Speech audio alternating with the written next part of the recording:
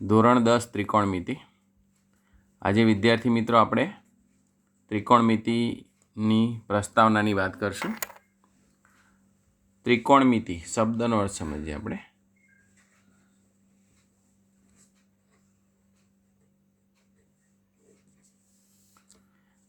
તો પહેલાં તો ત્રિકોણ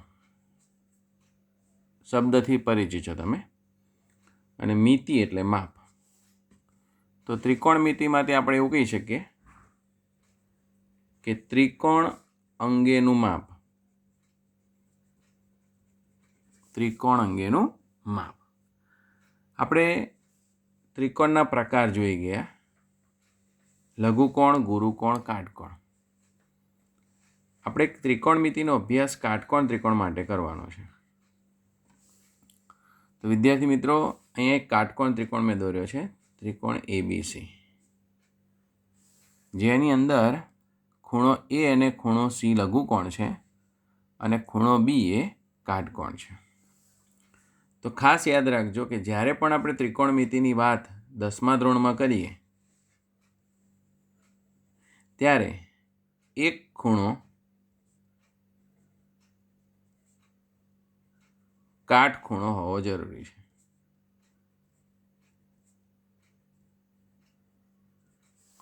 અને બાકીના બે ખૂણા લઘુકોણ થાય. હવે ત્રિકોણમિતિમાં ત્રિકોણ અંગેનું માપ એટલે શેના માપની વાત હોય? તો બાજુઓના માપ અને ખૂણાઓના માપ.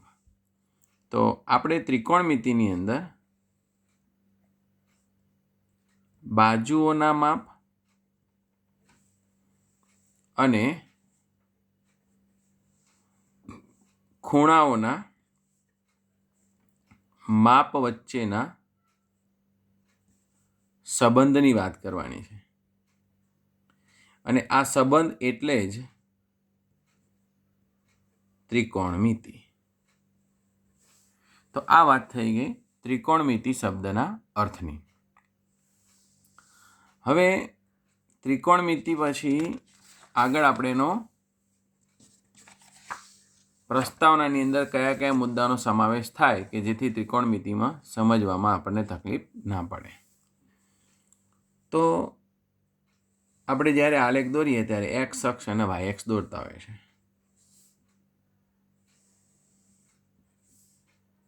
એમાં બંને અક્ષોનું છેદન બિંદુ એટલે ઉગમ બિંદુ, ત્યાંથી કોઈ એક રેખા પસાર થતી દોરી નાખીએ આપણે,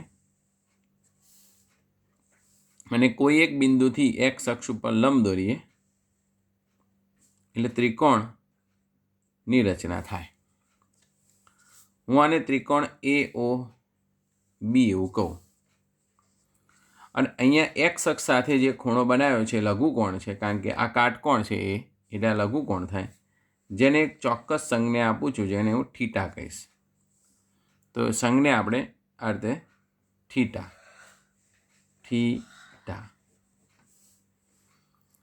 આના સંદર્ભમાં આપણે થીટાના સંદર્ભમાં ત્રિકોણની બાજુઓને ચોક્કસ રીતે આપણે ઓળખીએ. તો AB છે એ સામેની બાજુ થશે,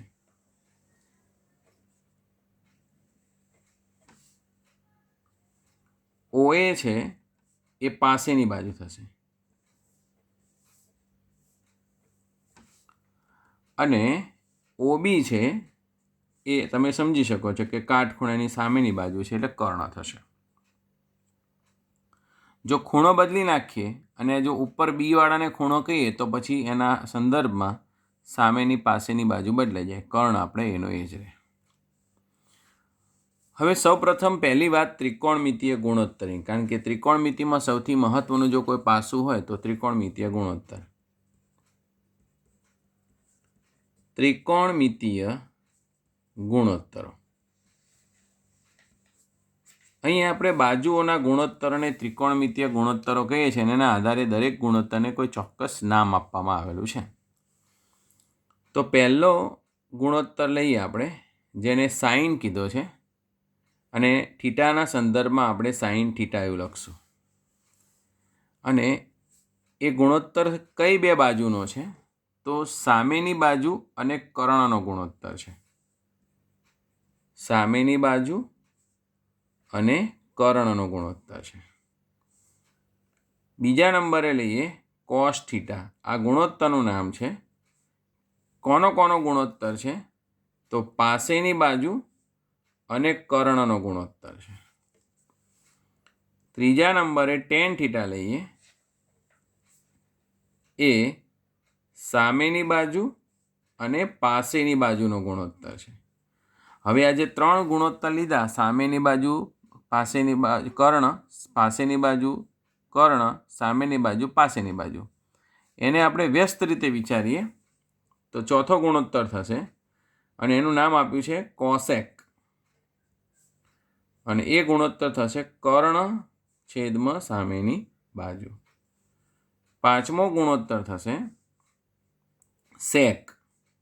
થીટાના સંદર્ભમાં છે એટલે સેક થીટા કર્ણ છેદમાં પાસેની બાજુ. અને છઠ્ઠા નંબરનો ગુણોત્તર થશે કોટ થીટા, પાસેની બાજુ અને સામેની બાજુનો ગુણોત્તર. તો વિદ્યાર્થી મિત્રો, આ 6 ત્રિકોણમિતીય ગુણોત્તરના નામથી ઓળખાય છે. આના ફૂલ ફોર્મ અલગ છે, પણ આપણે 3, 3, 4 અક્ષરનો ઉપયોગ કરી અને શોર્ટ ફોર્મ આપણે યાદ રાખવાના છે.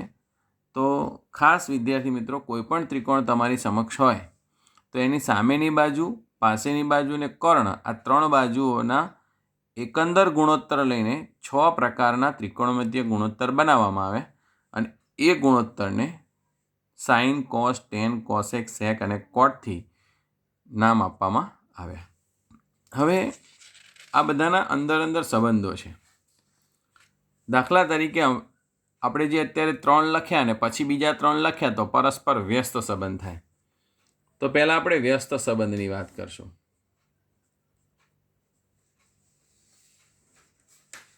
વ્યસ્ત સંબંધમાં તમે જોયું કે સાઇન થીટાનું સૂત્ર છે સામેની બાજુ છેદમાં કર્ણ, અને કોસેક થીટાનું સૂત્ર બન્યું હતું કર્ણ છેદમાં સામેની બાજુ. એનો એવો મતલબ થયો કે સાઇન અને કોસેક એકબીજાના વ્યસ્ત છે. સાઇન થીટા અને કોસેક થીટા એકબીજાના વ્યસ્ત છે. તો પછી એનો અર્થ એવો થાય કે સાઇન થીટા એટલે લખવું હોય તો 1/કોસેક થીટા લખાય. એવી રીતે જો કોસેક થીટા લખવું હોય તો 1/સાઇન થીટા લખાય. અને એનો સાદો અર્થ થાય સાઇન થીટા ઇન્ટુ કોસેક થીટાનો ગુણાકાર શું થાય? 1 થાય. વિદ્યાર્થી મિત્રો, અહીંયા જે 3 સૂત્રો બન્યા એ સૂત્રો તમારા મગજની અંદર સ્પષ્ટ સમજેલા હોવા જોઈએ. તમને સાઇન શબ્દ આવે એટલે તરત જ કોસેક, તરત જ એનો વ્યસ્ત છે એવું તમને ખ્યાલ આવી જવો જોઈએ. આ વ્યસ્ત સંબંધમાં હવે આપણે બીજો સંબંધ લઈએ, કોસ થીટા.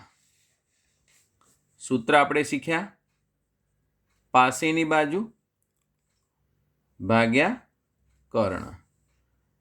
બીજું એક લખીએ સેક થીટા, તો કર્ણ છેદમાં પાસેની બાજુ. તો અહીંયા પણ તમે જોઈ શકો છો કે બે સૂત્રો પરથી કહી શકીએ આપણે કે કોસ થીટા એટલે કે કોસ વિધેય અને સેક થીટા એકબીજાના વ્યસ્ત છે. એટલે આવું લખી શકીએ કે કોસ થીટા બરાબર 1/સેક થીટા, સેક થીટા બરાબર 1/કોસ થીટા, અને cos theta into sec theta is equal to 1. એટલે કે બંનેનો ગુણાકાર શું થાય? 1 થાય. તો આ વ્યસ્ત સંબંધનો બીજું ઉદાહરણ. હવે ત્રીજા નંબરે લઈ લઈએ. આપણે ટેન થીટાનું સૂત્ર લખ્યું હતું સામેની બાજુ ભાગ્યા પાસેની બાજુ, અને કોટ થીટાનું સૂત્ર લખ્યું હતું પાસેની બાજુ ભાગ્યા સામેની બાજુ. તો પછી આ સૂત્રોના આધારે કહી શકીએ કે ટેન અને કોટ એકબીજાના વ્યસ્ત છે. એટલે કે ટેન થીટા બરાબર 1/cot થીટા. કોટ થીટા બરાબર 1/tan થીટા. અને હવે તમે સમજી ગયા હશો કે ટેન થીટા અને કોટ થીટાનો ગુણાકાર કેટલો થાય? 1 થાય, કારણ કે વ્યસ્ત સંખ્યાનો ગુણાકાર 1 થાય. તો વિદ્યાર્થી મિત્રો, અહીંયા આપણે વ્યસ્ત સંબંધોની વાત કરી. તમે અહીંયા સૂત્રો સમજી શકો છો, સ્ક્રીનશોટ પણ એનો પાડી શકો છો. બરાબર? ઓકે, આગળ વધીએ. હવે આંતર સંબંધની વાત કરીએ આપણે. મૂળભૂત નિત્ય સમૂહની મદદથી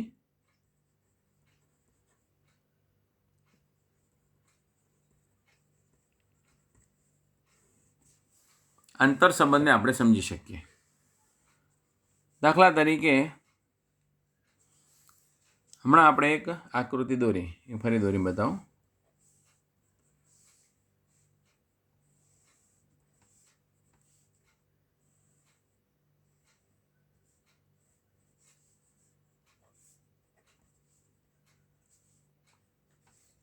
અહીંયા આને આપણે આર કહીએ, અને એક્સ કહીએ, અને વાય કહીએ.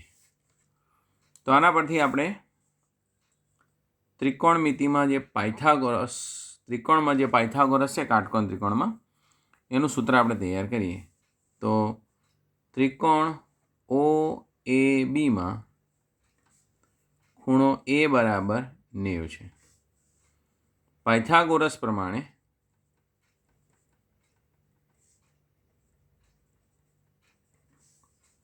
શું થશે? ચલો, OA square plus AB square બરાબર OB સ્ક્વેર. કાટખૂણો બનાવતી બે બાજુના વર્ગનો સરવાળો એ કર્ણના વર્ગ જેવડો હોય. કિંમત મૂકીએ આપણે. OA એટલે એક્સ સ્ક્વેર, AB એટલે વાય સ્ક્વેર, અને આર સ્ક્વેર. આ એક સરસ મજાનું આપણને પાયથાગોરસનું સૂત્ર મળી ગયું.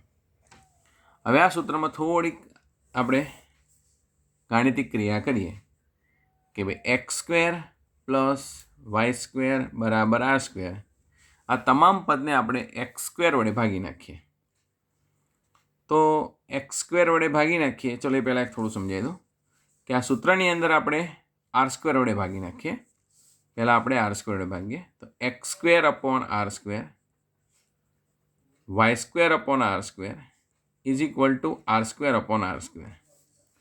ચલો, આને વ્યવસ્થિત લખીએ તો x upon r whole square, y upon r whole square, અને અહીંયા થઈ જશે 1. ચલો, એક્સ એટલે શું? તો કે પાસેની બાજુ. તો અહીં લખીશું પાસેની બાજુ.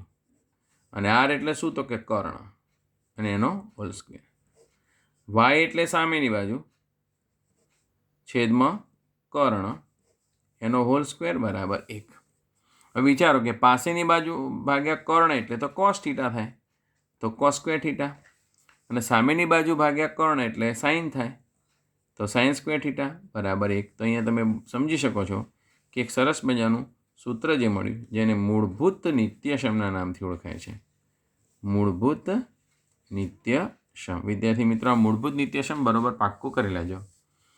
હવે મૂળભૂત નિત્યસમ પરથી આપણે બાકીના બે નિત્યસમો તારવીએ. તો આપણી પાસે નિત્યસમ આવ્યું cos square theta plus sign square theta બરાબર 1. આ ત્રણ પદને હું કોસ સ્ક્વેર વડે ભાગી નાખું તો કોસ સ્ક્વેર થીટા ભાગ્યા કોસ સ્ક્વેર થીટા. સાઇન સ્ક્વેરને પણ કોસ સ્ક્વેર વડે ભાગી નાખું, કોસ સ્ક્વેર થીટા, અને 1 છેદમાં કોસ સ્ક્વેર થીટા. આવડી જશે એટલે શું વધશે? 1. હવે sine square upon cos square, આ જે પદ છે એને જો વિચારીએ આપણે તો આ રીતે લખાય સાઇન થીટા છેદમાં કોસ થીટા હોલ સ્ક્વેર. આને લખાશે 1 cos theta whole square. 1 plus, ચલો સાઇનની કિંમત આપણે યાદ કરીએ તો સામેની બાજુ ભાગ્યા કર્ણ, કોસની કિંમત યાદ કરીએ તો પાસેની બાજુ ભાગ્યા કર્ણ હોલ સ્ક્વેર. અહીંયા 1 પાસેની બાજુ ભાગ્યા કર્ણ. કર્ણ ઉડી ગયા, આમાં કર્ણ ઉપર જશે. 1 પ્લસ અહીંયા શું વધ્યું?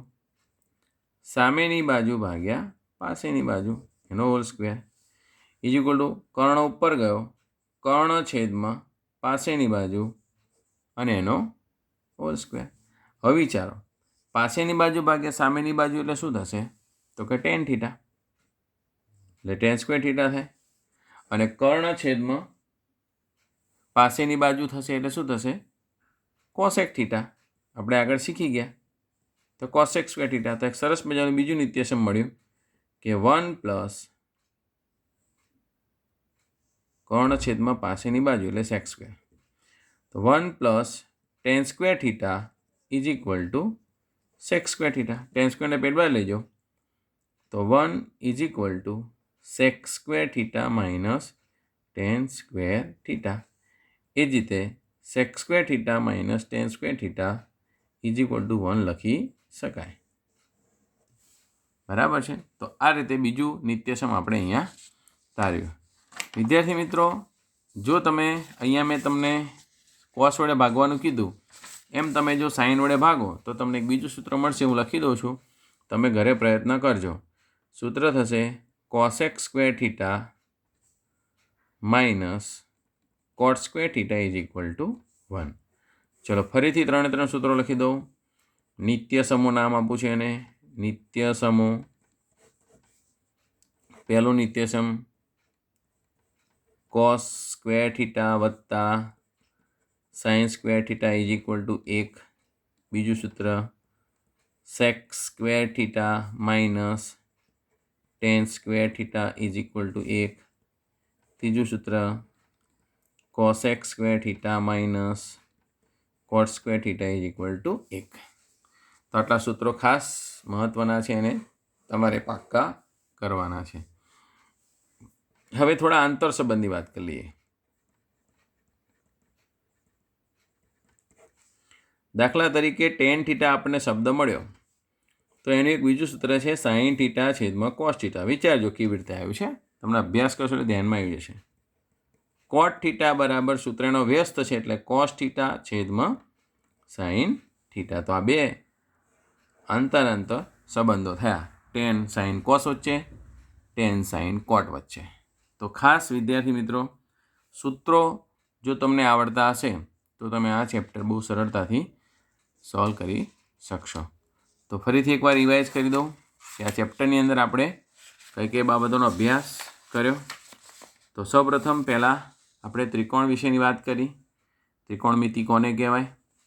ત્યાર પછી વાત કરી કે ત્રિકોણમિતિની અંદર શું આવશે તો કે ત્રિકોણમિતિય ગુણોત્તરો, એના બાજુઓના સંબંધો અને બાજુઓના સંબંધો આધારે 6 પ્રકારના ત્રિકોણમિતિય ગુણોત્તર બને. ત્યાર પછી ત્રિકોણમિતિયમાં વ્યસ્ત સંબંધની વાત કરી કે 3 પ્રકારના વ્યસ્ત સંબંધો છે, સાઇન અને કોસેક વચ્ચે, સેક અને કોસ વચ્ચે, ટેન અને કોટ વચ્ચે. એના આધારે સૂત્રો બન્યા. અને ત્યાર પછી મેં મૂળભૂત નિત્યસમો કેવી રીતે બન્યા એની વાત કરી. અને મૂળભૂત નિત્યસમો આ રીતે ખાસ તમારે લખીને તૈયાર રાખવાના છે. તો વિદ્યાર્થી મિત્રો, આ ત્રિકોણમિતિ ચેપ્ટરની અંદર આપણે આ સૂત્રો જો પાક્કા કરીએ તો 100% આપણને સફળતા મળે. Thank you very much.